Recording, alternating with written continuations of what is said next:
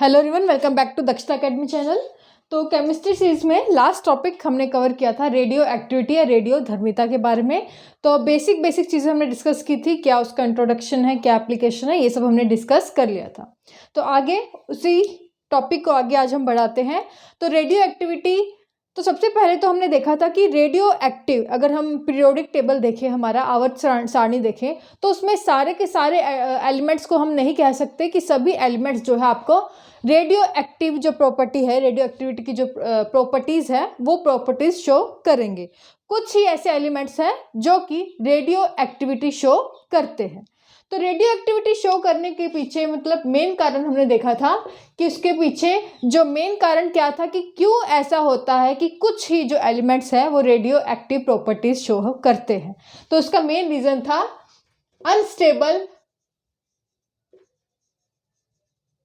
Nucleus, यानी कि अस्थाई नाभिक, यानी कि जिस एलिमेंट का जो न्यूक्लियस है, जिस एटम का न्यूक्लियस है वो आपका अनस्टेबल होगा। अनस्टेबल या अस्थाई किस वे में अनस्टेबल होगा कि इसमें जो न्यूक्लियस में प्रोटॉन और न्यूट्रॉन दोनों पाए जाते हैं, और प्रोटॉन की कई बार जब संख्या न्यूट्रॉन की अपेक्षा बहुत ज़्यादा हो जाए, यानी कि उन एलिमेंट जिनका एटॉमिक नंबर 82 से ज़्यादा होता है, मैक्सिमम उन एटम्स में देखा गया है कि उनके क्योंकि protons, number of protons number of neutron से बहुत अधिक ज़्यादा गुना होते हैं, तो इसलिए वो जो एटम है वो आपके रेडियो एक्टिविटी जो है, रेडियो धर्मिता जो है शो करते हैं।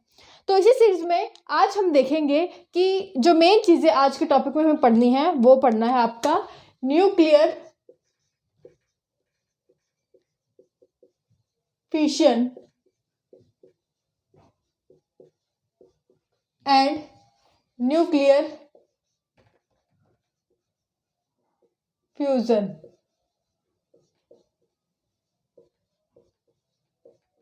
तो nuclear fission and nuclear fusion, इसे हम हिंदी में क्या कहते हैं, नाभिकीय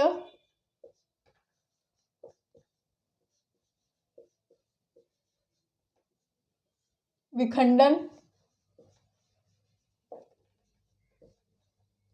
एवं नाभिकीय संलयन। तो ये जो है टॉपिक हम आज की वीडियो में करेंगे मेनली, और बेसिकली हम आज के टॉपिक में कुछ क्वेश्चंस ज़रूर डिस्कस करेंगे जो कि पिछले एग्जाम्स में इस टॉपिक से पूछे जा चुके हैं। तो वो हमारे लिए जो डिस्कस करना ज़्यादा इम्पोर्टेंट है, क्वेश्चंस के बारे में हम डिस्कस करेंगे।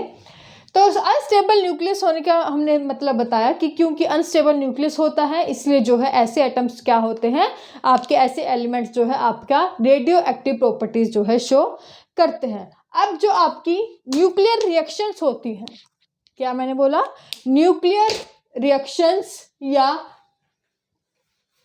नाभिकीय अभिक्रिया, न्यूक्लियर रिएक्शंस या नाभिकीय अभिक्रिया, तो ये आपकी कितनी तरह की होती है, ये आपकी दो तरह की होती है। कौन कौन सी? फर्स्ट है आपका न्यूक्लियर फिशन,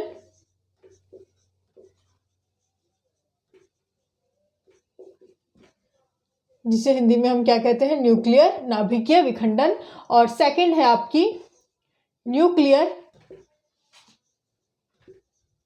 फ्यूजन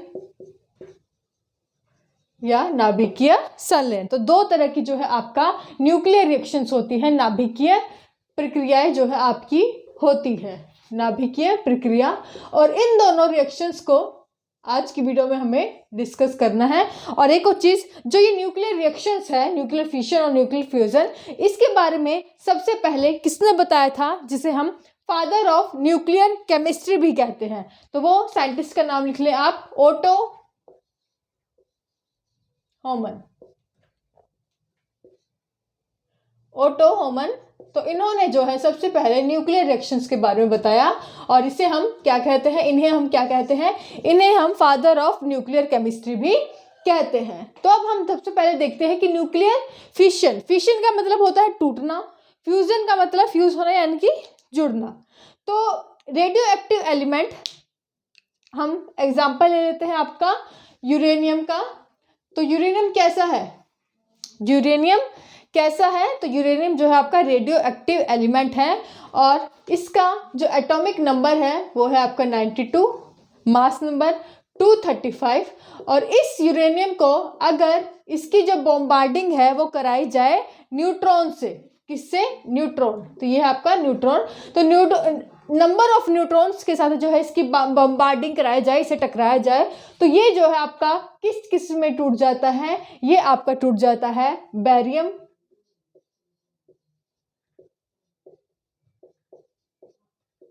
क्रिप्टॉन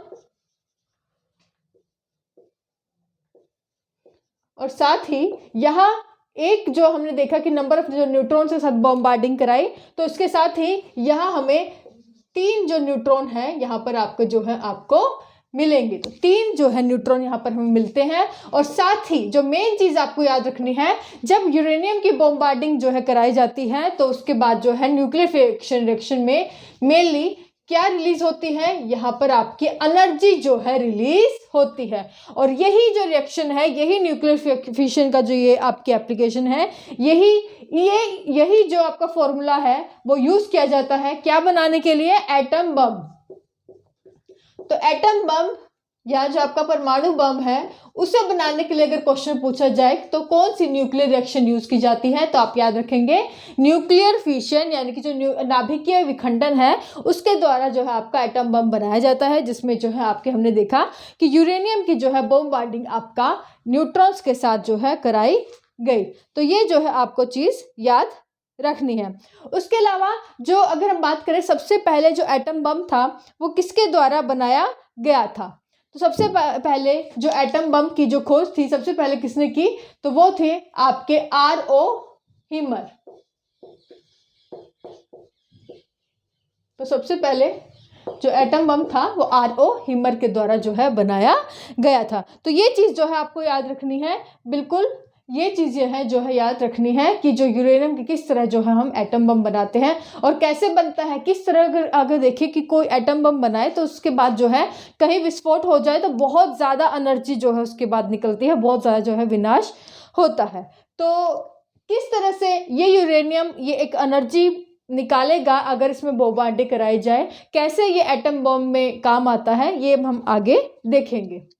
तो ये बेसिक चीज़ें थी, हमने समझ ली। अब हम देखते हैं कि किस तरह से जो यूरेनियम है एटम बम में, इसे ही इस रेडियो एक्टिव जो एलिमेंट है, इस रेडियो एक्टिव एलिमेंट को ही क्यों यूज़ किया जाता है, कितनी इसमें एनर्जी होती है कि सबसे ज़्यादा जो विनाश है इस एटम बम के कारण हो जाता है। तो आगे हम देखते हैं।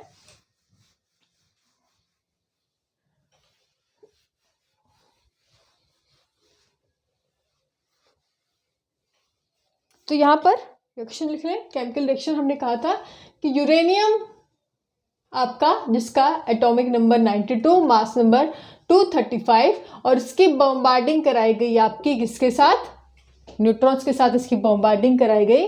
उसके बाद ये इसकी न्यूक्लियर फिशन हो जाती है, ये टूट जाता है, विखंडित हो जाता है। किस किस में ये आपका विखंडित हो जाएगा, आपका बेरियम 56 एटॉमिक नंबर और मास नंबर 141। उसके बाद क्रिप्टॉन जिसका एटॉमिक नंबर 36, मास नंबर है आपका 92 और साथ में ये आपका जो है 3 नंबर ऑफ न्यूट्रॉन्स भी जो है आपका देता है, क्या है,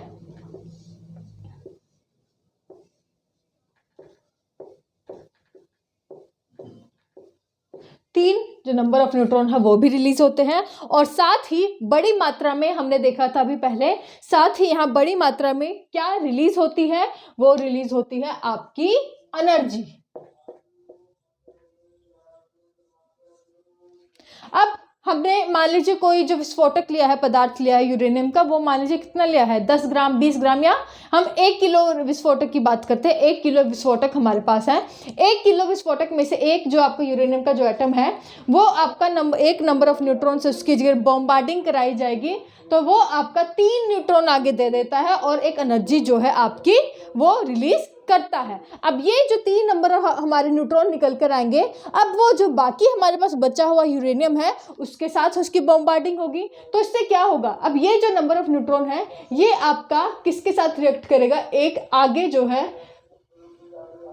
यूरेनियम के साथ रिएक्ट करेगा, ये भी करेगा,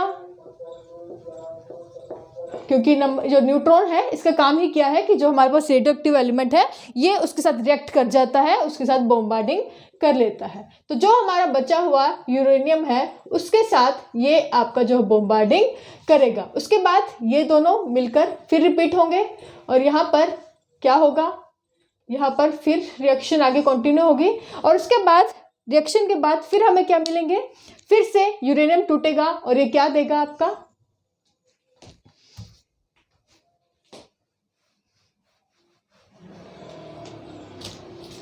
और ये क्या देगा आपका, बेरियम, क्रिप्टॉन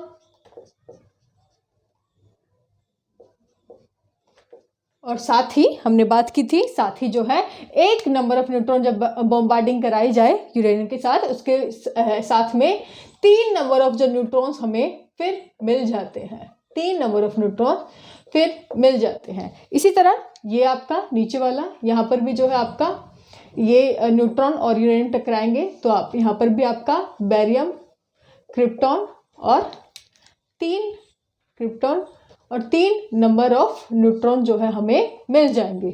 इसी तरह नीचे ये वाला आपका टकराएगा यूरेनियम, तो यहाँ पर भी आपको क्या मिलेंगे, बेरियम, क्रिप्टॉन और 3 नंबर ऑफ इलेक्ट्रॉन यहाँ पर मिल जाएंगे। और साथ ही इन तीनों रिएक्शंस में और क्या मिलेगी, सबसे पहले जो एनर्जी आपकी मिली है, ये फर्स्ट टाइम जो आपका यूरेनियम का एटम टकराया उसकी बॉम्बार्डिंग कराएगी न्यूट्रॉन से, तो ये बेरियम, क्रिप्टॉन और न्यूट्रॉन के साथ साथ यहाँ पे एनर्जी रिलीज हुई।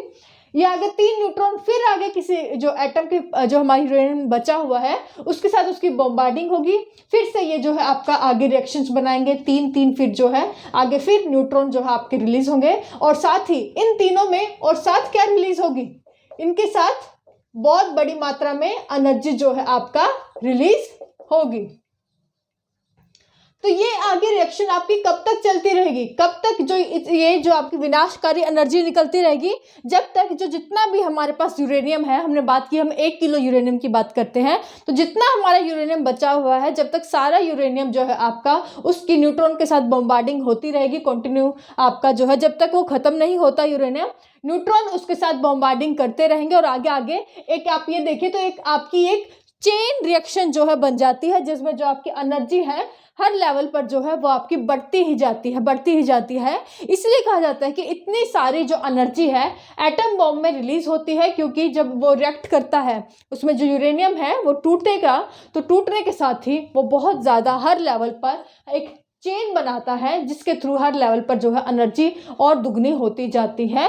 और इसलिए कहते हैं कि एटम बम जब भी फूटता है वो काफ़ी विनाशकारी होता है, क्योंकि आप यहाँ से समझ सकते हैं कि अगर हम 1 किलो यूरेनियम लेंगे तो उसका हर एटम जब बार बार टूटेगा हर लेवल पर, यहाँ 3 से आगे डबल हो जाएंगे, फिर ट्रिपल ऐसे मतलब बढ़ते जाएंगे, तो एनर्जी भी तो है कंटिन्यू रिलीज होती रहेगी जब तक आपका यूरेनियम पूरी तरह से रिलीज नहीं हो जाता। तो इसलिए कहा जाता है कि जो एटम बम जहाँ भी फटता है वहाँ जो है बहुत ज़्यादा डेंजरस कंडीशन हो जाती है, आपका बहुत ज़्यादा जो विनाशकारी जो सिचुएशन है वहाँ बन जाती है, जान माल का काफ़ी नुकसान जो है आपका होता है।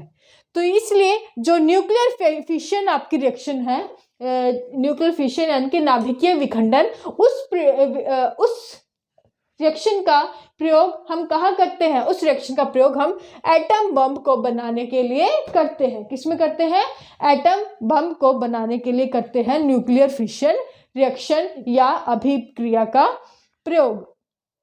और एक और चीज़ कई बार पूछ लिया जाता है कि एटम बम बनाने के लिए जो रेडियो एक्टिव यूज़ किया जाता है वो कौन सा यूज़ किया जाता है, तो आपका जो है यूरेनियम ही यूज़ किया जाता है, क्योंकि ये आपका क्या है, ये आपका क्या है, लिख ले एनरिच्ड फ्यूल। क्वेश्चन कई बार पूछ लिया जाता है कि एनरिच्ड फ्यूल किसे कहते हैं जो कि आपका यूज़ किया जाता है एटम बम को बनाने में, तो यूरेनियम को एनरिच्ड फ्यूल भी कहते हैं, जिसे हम हिंदी में क्या कहते हैं, समृद्ध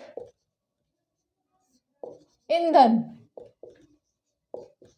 क्या कहते हैं, समृद्ध ईंधन जो है इसे हम कहते हैं। तो अभी तक हमने देखा कि न्यूक्लियर फिशन और न्यूक्लियर फ्यूजन जो है आपकी दो तरह की जो है न्यूक्लियर रिएक्शंस होती है, नाभिकीय प्रक्रिया होती है, जिसमें न्यूक्लियर फिशन का प्रयोग हम क्या करते हैं, इसका प्रयोग हम एटम बॉम्ब बनाने के लिए करते हैं। तो एटम बॉम्ब बनाने के लिए न्यूक्लियर फिशन का जो है यूज़ किया जाता है। और न्यूक्लियर फ्यूजन की बात की जाए तो न्यूक्लियर फ्यूजन किस में यूज़ किया जाता है, तो ये आपके जो हाइड्रोजन बॉम्ब बनाए जाते हैं, हाइड्रोजन बॉम्ब बनाने के लिए न्यूक्लियर फ्यूजन का प्रयोग किया जाता है। नाभिकीय संलयन जो आपकी प्रक्रिया है उसका प्रयोग उसमें किया जाता है। तो न्यूक्लियर फ्यूजन के बारे में हम जो है नेक्स्ट वीडियो में पढ़ेंगे। अब इम्पोर्टेंट है हमारे लिए समझना कुछ क्वेश्चंस जो कि इस टॉपिक से आपके बनते हैं। तो अगर हम ऐसे टॉपिक ही क्लियर करते हैं, टॉपिक कवर करते रहे, तो काम हमारा उससे नहीं चलेगा। हमारे लिए ज़रूरी है कि साथ साथ हम कुछ क्वेश्चंस को भी क्लियर करते चले जो लास्ट एग्जाम में पूछे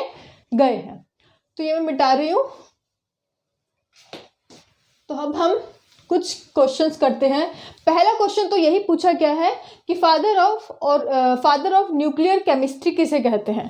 तो ये भी हमने डिस्कस किया। फादर ऑफ न्यूक्लियर केमिस्ट्री जो है ओटो होमन, अभी हमने लिखा था ओटो होमन, जिन्होंने न्यूक्लियर रिएक्शंस के बारे में भी बताया, उन्हें हम फादर ऑफ न्यूक्लियर केमिस्ट्री कहते हैं। दूसरा क्वेश्चन आपसे जो पूछा जा चुका है वो नोट कर ले। दूसरा क्वेश्चन आया है आपका, हाँ, मैडम क्यूरी द्वारा किसकी खोज की गई थी।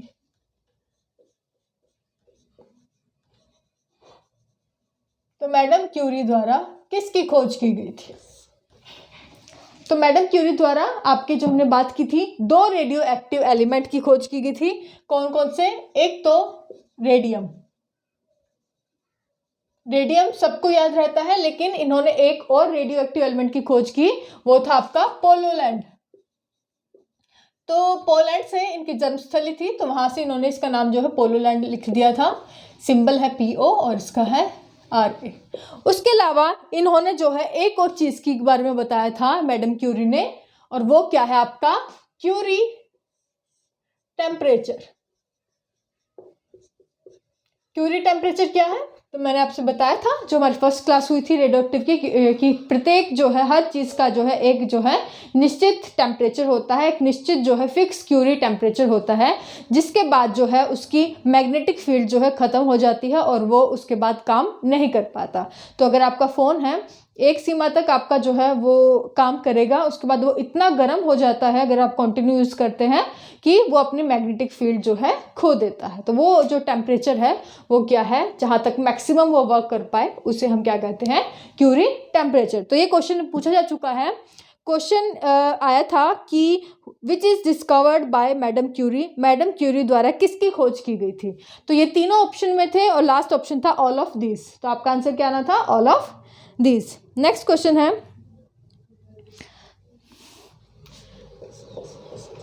मैं 4 ऑप्शन दे रही हूँ, इसमें से आपको बताना है कि कौन सा जो है इन चारों में से चमकता है। थोरियम, यूरेनियम, फ्रेंशियम और सीजियम। तो अगर लेबोरेटरी में ये 4 रेडियो एक्टिव एलिमेंट्स को रख दिया जाए तो इनमें से कौन चमकेगा। तो यहाँ पर एक और चीज़ आपकी क्लियर हो जाएगी कि क्वेश्चन से ही आपको पता लग रहा है कि सभी रेडियो एक्टिव एलिमेंट्स जो हैं वो नहीं चमकते, कोई कोई ही चमकता है। और इन चारों में से सिर्फ जो आपका चमकने वाला एलिमेंट है वो कौन सा है, वो आपका यूरेनियम। तो यूरेनियम जो है सबसे पहले जो है आपका यूरेनियम जो है यही चमकता है। रेडियो एक्टिविटी की जहाँ से खोज हुई, फादर ऑफ रेडियो एक्टिविटी यानी कि जो आपके बैकरल साहब थे, उन्होंने इसी यूरेनियम का जो और था जिसे हम पिच ब्लेंडी कहते हैं, उसके सहायता से पता लगाया था कि कुछ ऐसे सब्सटेंस भी होते हैं जो कि रेडियो एक्टिविटी जो है वो शो करते हैं। तो यूरेनियम जो है आपका चमकने वाला रेडियो एक्टिव है। ओके, नेक्स्ट क्वेश्चन है, which can be major source of electricity in India. भारत में कौन सा विद्युत ऊर्जा का मुख्य स्रोत है, कौन सा रेडियो एक्टिव एलिमेंट। तो बता सकते हैं कि ऐसा कौन सा रेडियो एक्टिव एलिमेंट है जो कि आपका विद्युत ऊर्जा का मुख्य स्रोत है। रेडियो एक्टिव एलिमेंट जो कि आपका इलेक्ट्रिसिटी में मेजर सोर्स है। तो बता सकते हैं आप लोग, तो वो आप लिखेंगे थोरियम।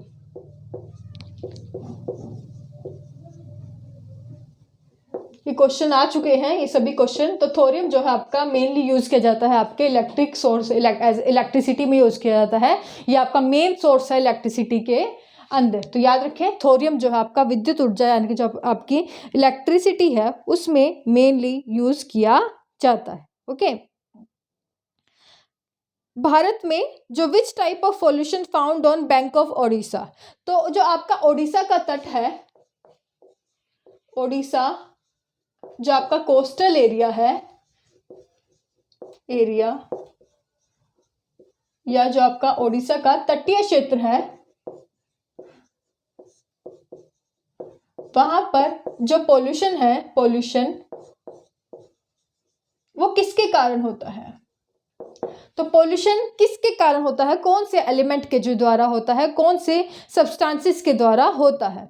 तो वहां पर जो अगर आप जाएंगे ओडिशा की कोस्टल एरिया पर, तटीय क्षेत्र में, तो वहां पर आपको कुछ चमकदार जो चीजें मिलेंगी। तो वो दरअसल क्या है, वो आपका क्यों वहां पर जो पोल्यूशन है वहां, क्योंकि आपका रेडियो एक्टिव जो है एलिमेंट पाए जाते हैं। रेडियो एक्टिव एलिमेंट जो है पाए जाते हैं, रेडियो एक्टिव एलिमेंट जो कि वहां पर किस फॉर्म में है? मोनाजाइट सैंड की फॉर्म में है। किस फॉर्म में है? मोनाजाइट सैंड की फॉर्म में है। और मोनाजाइट जो सैंड है वो किसका और है? और ऑफ थोरियम।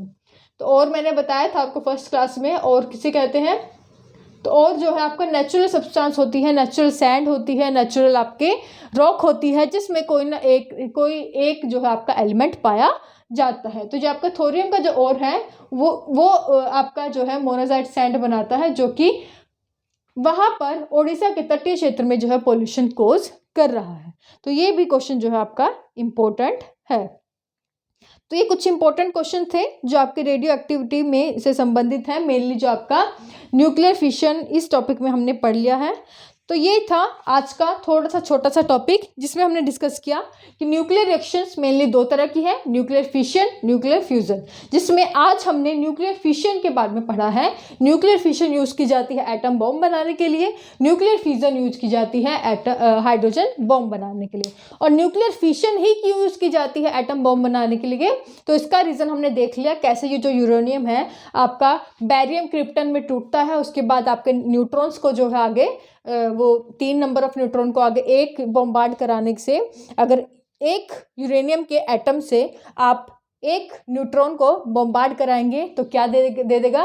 वो आगे 3 नंबर ऑफ न्यूट्रॉन आपको दे देगा, साथ में बैरियम क्रिप्टन, साथ में आपको क्या रिलीज करता है? एनर्जी रिलीज करता है। उसके बाद ये चेन रिएक्शन आगे बढ़ती जाती है जब तक यूरेनियम खत्म ना हो, और इस तरह आपकी जो है एक बड़ी मात्रा में एनर्जी रिलीज होती है आपका यूरेनियम के विखंडन में। तो इसलिए इसे हम यूज करते हैं एटम बॉम्ब को बनाने में। और यही कारण है कि यूरेनियम को हम एनरिच्ड फ्यूल भी कहते हैं, समृद्ध ईंधन भी कहते हैं, जिसके द्वारा एक बड़ी मात्रा में एनर्जी जो है रिलीज होती है। तो ये था आज का हमारा पूरा टॉपिक। नेक्स्ट वीडियो में हम पढ़ेंगे कि न्यूक्लियर फ्यूजन क्या है। न्यूक्लियर फ्यूजन यानी कि नाभिकीय संलयन, जिसका प्रयोग हम हाइड्रोजन बॉम्ब को बनाने में करते हैं।